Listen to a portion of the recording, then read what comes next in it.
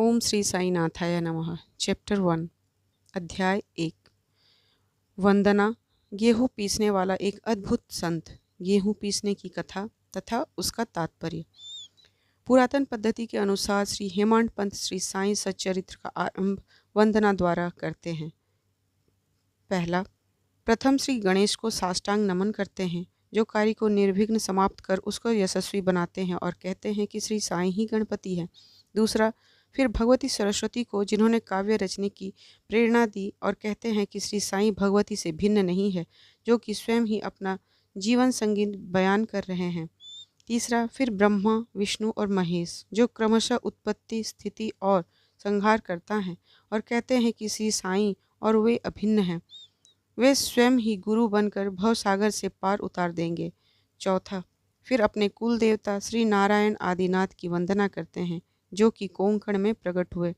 कोंकण वह भूमि है जिसे श्री परशुराम जी ने समुद्र से निकाल कर स्थापित किया था। तत्पश्चात वे अपने कुल के आदि पुरुषों को नमन करते हैं। पांचवा, फिर श्री भारद्वाज मुनि को, जिनके गोत्र में उनका जन्म हुआ।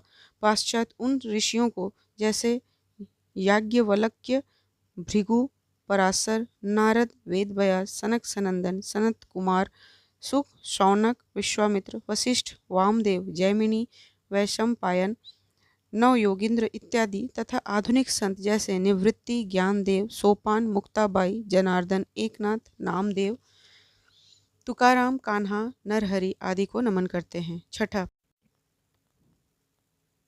फिर अपने पितामह सदाशिव, पिता रघुनाथ और माता को, जो उनके बचपन में ही गत हो गई थी। फिर अपनी चाची को, जिन्होंने उनका भरण पोषण किया, और अपने प्रिय भ्राता को नमन करते हैं। सातवां, फिर पाठकों को नमन करते हैं, जिनसे उनकी प्रार्थना है कि वे एकाग्रचित होकर कथामृत का पान करें।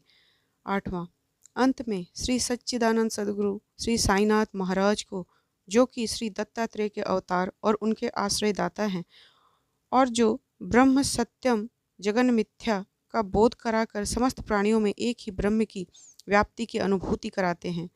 सर्व श्री पराशर, व्यास और शांडिल्य आदि के समान भक्ति के प्रकारों का संक्षेप में वर्णन कर अब ग्रंथकार महोदय निम्नलिखित कथा प्रारंभ करते हैं। गेहूँ पीसने की कथा। सन 1910 में मैं एक दिन प्रातःकाल श्री साईं बाबा के दर्शनार्थ मस्जिद में गया।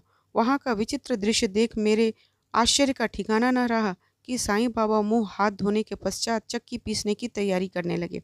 उन्होंने फर्श पर एक टाट का टुकड़ा बिछा, उस पर हाथ से पीसने वाली चक्की रखी। उन्होंने कुछ गेहूं डालकर पीसना आरंभ कर दिया। मैं सोचने लगा कि बाबा के चक्की पीसने से क्या लाभ है। उनके पास तो कोई भी नहीं, और वे अपना निर्वाह भी भिक्षावृत्ति द्वारा ही करते हैं।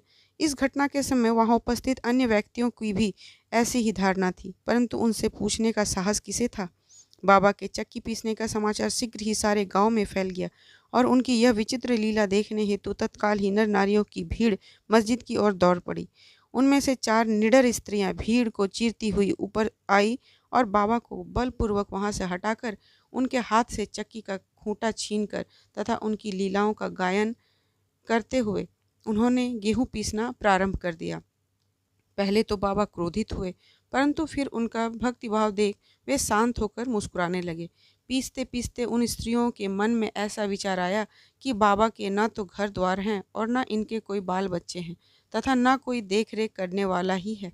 वे स्वयं भिक्षावृत्ति द्वारा ही अपना निर्वाह करते हैं, अतः उन्हें भोजन आदि के लिए आटे की आवश्यकता ही क्या है। बाबा तो परम दयालु है, हो सकता है कि यह आटा वे हम सब लोगों में ही वितरण कर दे। इन्हीं विचारों में मग्न रहकर गीत गाते गाते ही उन्होंने सारा आटा पीस डाला। तब उन्होंने चक्की को हटाकर आटे का 4 समान भागों में विभक्त कर लिया और अपना अपना भाग लेकर वहां से जाने को उद्यत हुई। अभी तक शांत मुद्रा में निमग्न बाबा तत्क्षण ही क्रोधित हो उठे और उन्हें अपशब्द कहने लगे। स्त्रियों, क्या तुम पागल हो गई हो? तुम किसके बाप का माल हड़प कर ले जा रही हो? क्या कोई कर्जदार का माल है जो इतनी आसानी से उठा कर लिए जा रही हो? अच्छा, अब एक काम करो कि इस आटे को ले जाकर गांव की मेड़ मतलब सीमा पर बिखेराओ। मैंने सीढ़ी वासियों से प्रश्न किया कि जो कुछ बाबा ने अभी किया है उसका यथार्थ में क्या तात्पर्य है। उन्होंने मुझे बतलाया कि गांव में विसूची का मतलब हैजा का जोरों से प्रकोप है और उसके निवारणार्थ ही बाबा का यह उपचार है। अभी जो कुछ आपने पीसते देखा था वह गेहूं नहीं वरन विसूची का हैजा था जो पीस कर नष्ट कर दी गई है। इस घटना के पश्चात सचमुच विसूचिका की संक्रामकता शांत हो गई और ग्रामवासी सुखी हो गए। यह जानकर मेरी प्रसन्नता का पारावार न रहा। मेरा कौतूहल जागृत हो गया। मैं स्वयं से प्रश्न करने लगा कि आटे और विसूचिका रोग का भौतिक तथा पारस्परिक क्या संबंध है? इसका सूत्र कैसे ज्ञात हो? घटना बुद्धिगम्य सी प्रतीत नहीं होती।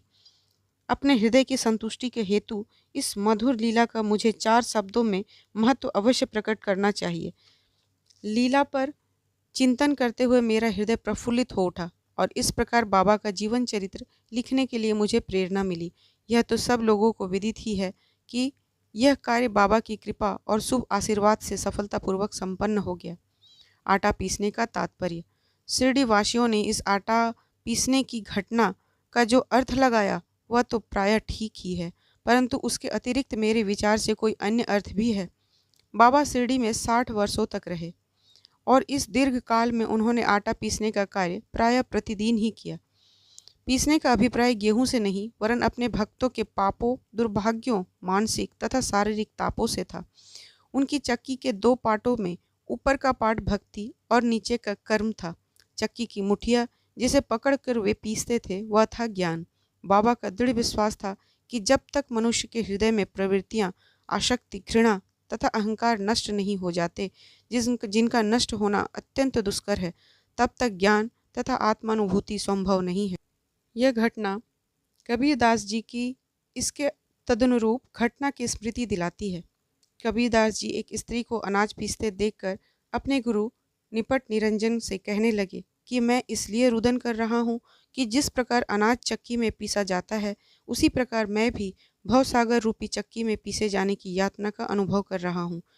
उनके गुरु ने उत्तर दिया कि घबराओ नहीं, चक्की के केंद्र में जो ज्ञान रूपी दंड है उसी को दृढ़ता से पकड़ लो। जिस प्रकार तुम मुझे करते देख रहे हो उससे दूर मत जाओ, बस केंद्र की ओर ही अग्रसर होते जाओ और तब यह निश्चित है कि तुम इस भवसागर रूपी चक्की से अवश्य ही बच जाओगे। श्री सद्गुरु साईनाथार्पण मस्तु। शुभम भवतु।